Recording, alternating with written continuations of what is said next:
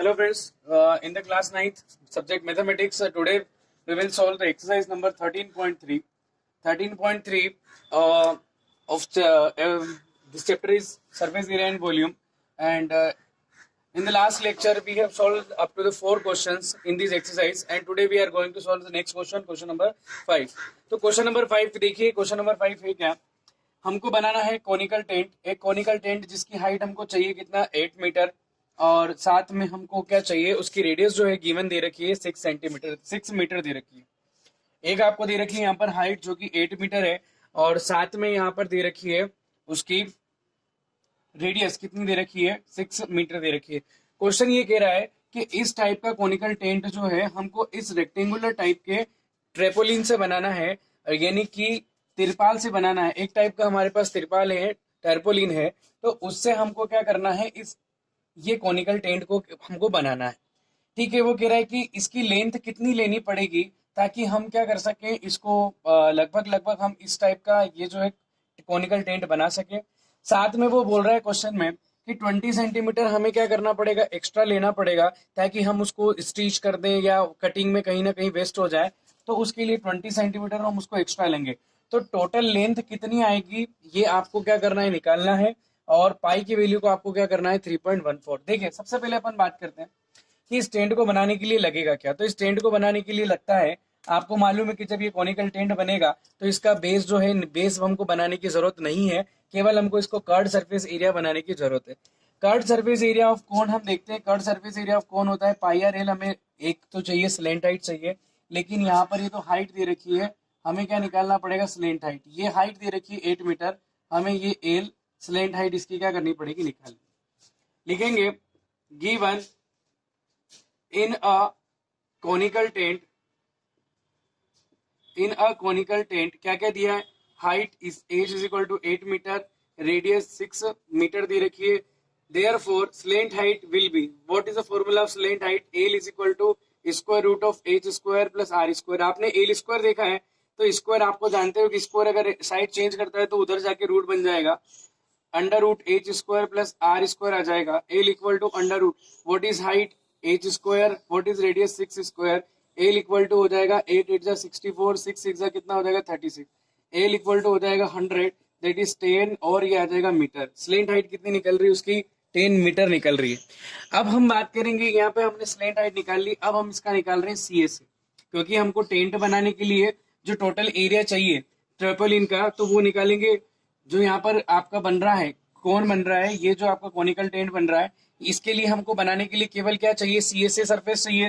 पहले निकालेंगे C S A of cone is equal to होता है पाई आर एल, तो पाई की वैल्यू 3.14 यूज करनी है, इंटू रेडियस हो गई हमारे पास इसकी 6, मल्टीप्लाई आ जाएगा आपका 10।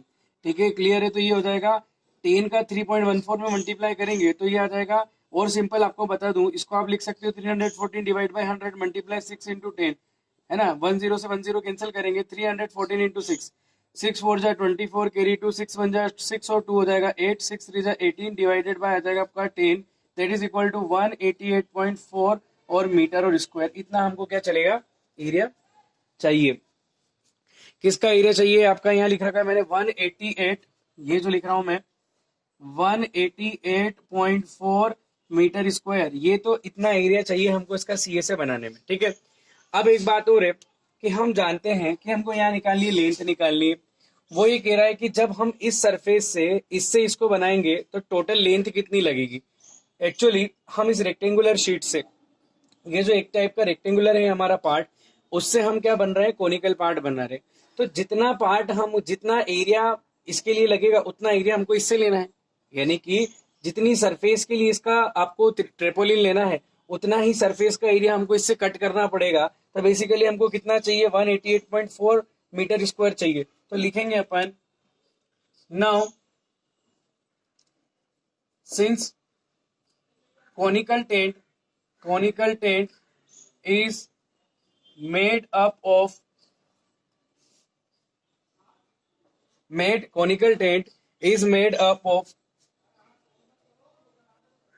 tarpaulin, देन ये कौन सी स्ट्रक्चर का है, ये है आपका रेक्टेंगल शेप में। तो लिखेंगे देयरफॉर, इससे हमको इसके लिए एरिया चाहिए, तो इससे हम कितना काटेंगे कि हमको इतना चाहिए, कितना 188.4, तो C S A is equal to length into breadth हो जाएगी। सी एस ए 188 पॉइंट कितना आ गया आपका 4 आ गया, is equal to length, length कितनी लग रही है हमको, लेंथ निकालना है, कितनी लेंथ लेनी पड़ेगी, ब्रेथ, ब्रेथ कितनी चाहिए इसके लिए, तो ब्रेथ चाहिए है, ब्रेथ हमारे पास है 3 मीटर, तो 188.4 divided by 3 is equal to आ जाएगा एल, 3 से कैंसिल करेंगे, 3 6 18, ये हो जाएगा 3 2 6, और यहाँ से बच जाएगा आपका 2, ये लग जाए 24, तो 3 8 24, यानी कि लेंथ, तो लेंथ इक्वल टू 62.8 और आ गई आपकी मीटर। तो इससे कितनी कट करनी पड़ेगी, 62 पॉइंट मीटर हमको लेंथ क्या करनी पड़ेगी, कट करनी पड़ेगी। लेकिन फिर उसको ध्यान में आया कि अगर हमको क्या करना है, स्टिच करना है या कुछ भी करना है, तो थोड़ा सा और उसके लिए हम क्या मान लेते हैं, 20 सेंटीमीटर एक्स्ट्रा मान लेते हैं, तो लिखेंगे टोटल लेंथ, अब यहाँ लिखेंगे since 20 centimetre long sheet are extra required, long sheet लिख सकते हैं या लेंथ, ऐसा लिख सकते हैं, length are extra required for stitching end, इसको अपनों को स्टिच करने के लिए, तो 20 सेंटीमीटर एक्स्ट्रा चाहिए, तो टोटल लेंथ क्या हो जाएगी, total length is equal to, ये हो जाएगी 62.8 प्लस आ जाएगा आपका 20, अच्छा ये मीटर है ये सेंटीमीटर है, तो सेंटीमीटर को मीटर में चेंज करने के लिए 100 से डिवाइड करेंगे, एक जीरो से एक जीरो कैंसिल हो जाएगी, 62.8 और 2 डिवाइड बाई 10 ये हो जाएगा 0.2, 2 को 10 से डिवाइड करेंगे तो 0.2 आ जाएगा, 62.8 और को 0.2 को प्लस करेंगे तो आ जाएगा 63 मीटर, ये कितना आ गया आपका 63 मीटर, ये आपका क्या हो गया, आंसर हो गया। यानी कि आपको टोटल इसकी कितनी लेंथ चाहिए होगी, 63 मीटर आपको चाहिए होगी, जिससे क्या हो सकता है, हमारा क्या बन जाएगा, कोनिकल टेंट बन जाएगा। कंप्लीट है, ये हमारा क्वेश्चन हो गया, क्वेश्चन नंबर 5। अब हम चलते हैं क्वेश्चन नंबर 6 की ओर। अगला क्वेश्चन हमारा question number 6 solution in A conical tomb. सबसे पहले बात करते हैं टोम्ब क्या होता है। टोम्ब को हिंदी में बोलते हैं गुंबज। गुंबज यानी कि आपने देखा होगा कहीं ना कहीं किसी बिल्डिंग के जो एक सिर पर एक जो स्ट्रक्चर बना होता है, तो यहाँ पर एक टोम्ब जो है वो किस कौन से शेप का है, कोनिकल शेप का है। तो इस कोनिकल टोम्ब के अंदर स्लेंट हाइट दे रखी है, डायमीटर दे रखा है, हमने रेडियस निकाल ली, रेडियस 7 सेंटीमीटर होगी।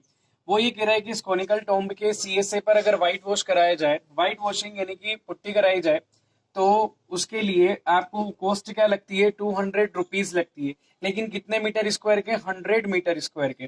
तो सबसे पहले अपन एक अपना काम बनता है कि पहले अपन रेट को एक्चुअली ऐसे कैलकुलेट कर लें कि 100 मीटर स्क्वायर के लगते हैं अपने 210 रुपीज, ठीक है।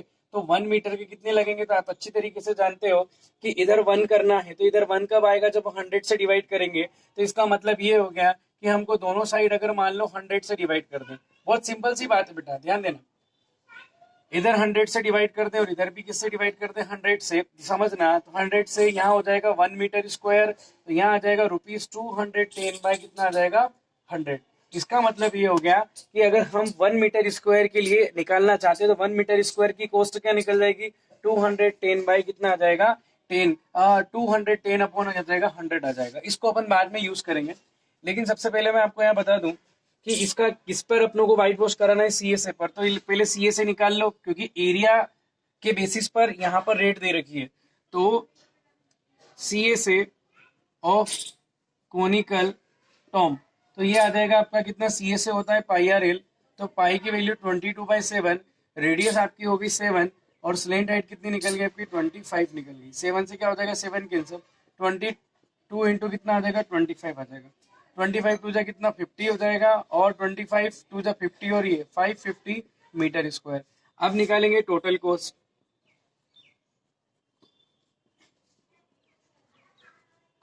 टोटल कॉस्ट कैसे निकल जाएगी, तो मैं यहाँ निकाल देता हूँ। Total cost is equal to, यहाँ पर आ जाएगा total cost of white washing is equal to rate multiply total area, rate multiply total area CSA. तो रेट कितनी दे रखी है, तो यहाँ रेट दे रखी थी 210 100 मीटर स्क्वायर की, तो 1 मीटर स्क्वायर की कितनी है, तो 1 मीटर स्क्वायर की 210 अपॉन 100 मल्टीप्लाई टोटल सीएसए कितना है, 550।